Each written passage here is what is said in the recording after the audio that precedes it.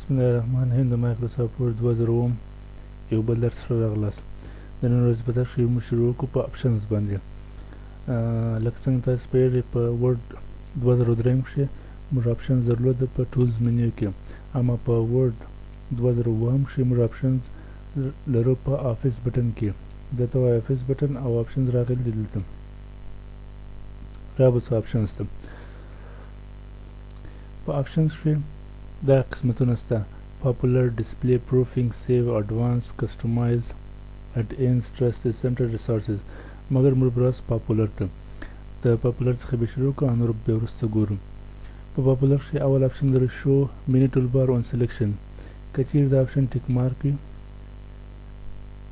کله چې موږ په خپل صفحه کښې یو ټکسټ ماسې انتخاب کړو، ګورئ زه ماسې ټکسټ انتخاب کړم، دلته یو ټول بار خلاصېږي.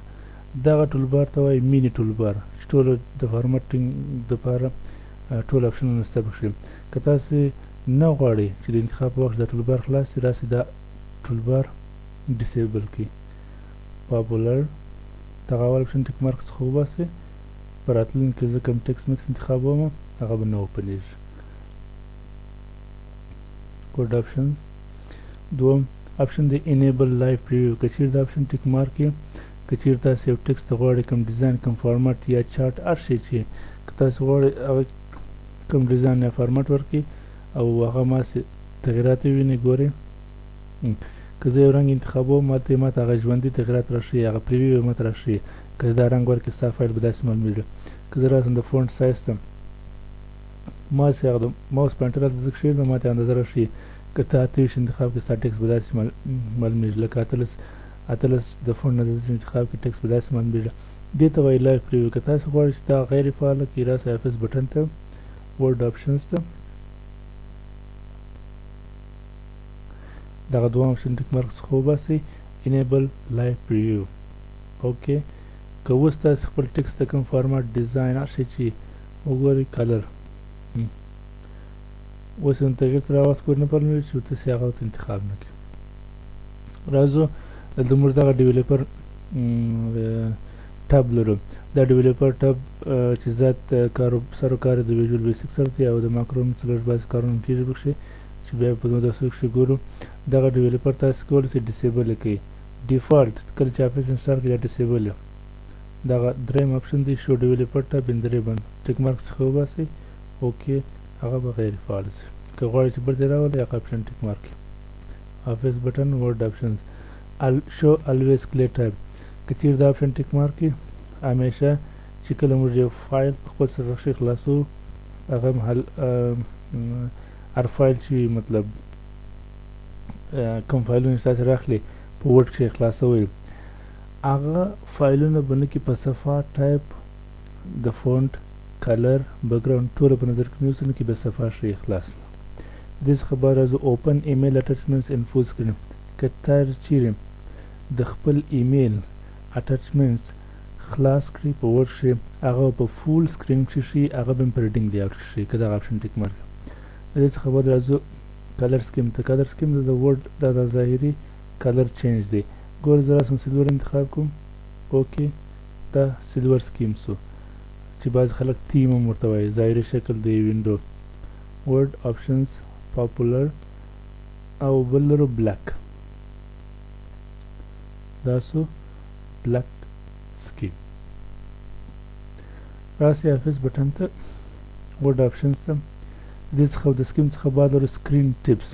د سکرین ټپس وظیفه چې شته، سکرین ټپس انشاءالله تاسې پېژنئ. کله چې موږ په دغه ریبن کښې یا په دغه د هر ټب په ریبن کښې که چیرې موږ تاسې پر یو اپشن باندې ماوس پوینټر د ماوس کښېږدو، دلته موږ ته دغه نوم راښیي، شارټکټ یې راښیي او لاندې تشریح ورکوي څه وظیفه لري. دې ته وایي سکرین ټپ. ګورئ هر څه دپاره، د سټایل دپاره، د ټولو دپاره شته. نوم بي، تشریح بي، شارټکټ بي، ټوله بي. که تاسې چیرې غواړئ چې دا آف کړئ، کولی شئ چې آف یې کړئ. راسئ افیس بټن ته، ورډ اپشنز ته. دلته اوس سکرین ټپ هم فالو، ډسکریپشن هم فالو. که تاسو تشریح نه غواړئ یوازې نوم غواړئ نو بیا ډونټ شو د فیچر ډسکریپشن انتخاب کړئ. اوس بې نوم راځي ولې اعلان تشریح بې نه راځي ګوره ماسې نوم بې څه وظیفه لري ګورئ فونټ ماسې نوم یې راځي او که غواړئ چې د بیخي دا نوم یې ښکاره نه کړي هغه شارټکټ نوم یې ښکاره نه کړي راسئ ډونټ شو سکرین ټپس کاملا بې آف کړي. اوس راسئ وګورئ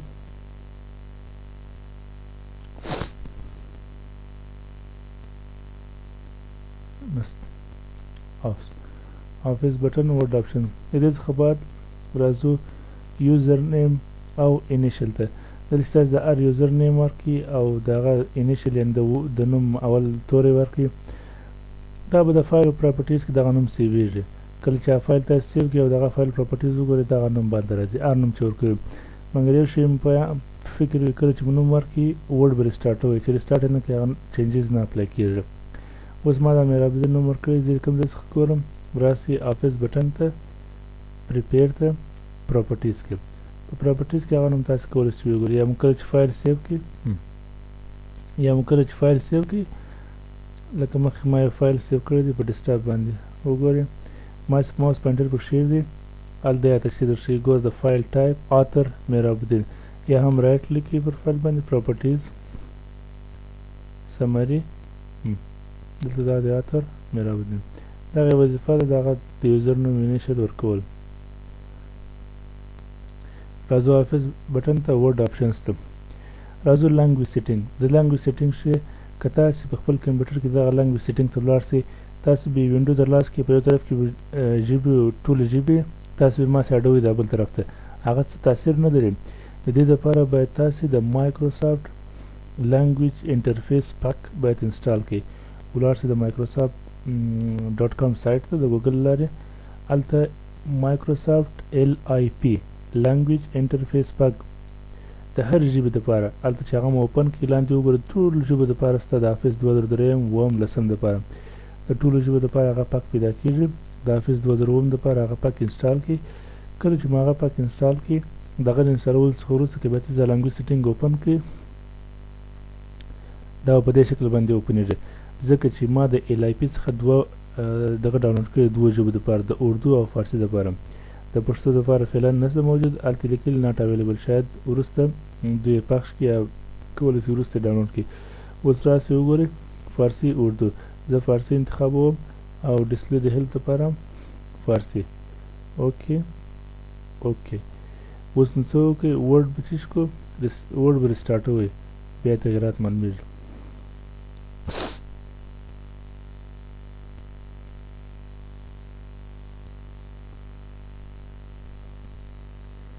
اوس په مایکروسافټ ورډ انټرفیس ټوله فارسي تشریح د ټب نوم ګورئ دا ټب دی د هر ټب نومان وګورئ ټول چینج شوی فارسي ده د هر ژبې LIP مایکروسافټ LIP لانګویج انټرفیس پک تاسو انسټال کړئ ډاونلوډ یې کړئ بیا انسټال کړئ او د هغه څخه بعد لاړ شئ آپشنز ته په آپشنز کې به تاسو څه کوئ لانګویج سیټینګ ته به ځئ په لانګویج سیټینګ شي هغه چې ژبه تاسو ماسې انسټال یې کړئ هغه څخه وروسته دلته دې لارې څخه کولی شئ چې انتخاب یې کړئ او د هغه څخه استفاده وکړئ لکه څنګه چې اوس زه فارسي ورډ او اردو څخه استفاده کوم زه به دا بیرته انټرفیس به چینج کړم و انګلیش ته انګلیش دا به شکل تاسو سافټویر انسټال کړئ تاسو کولی شئ چې د ګرامر او سپیلنګ چې کوي ټول امکانات شته په دې کې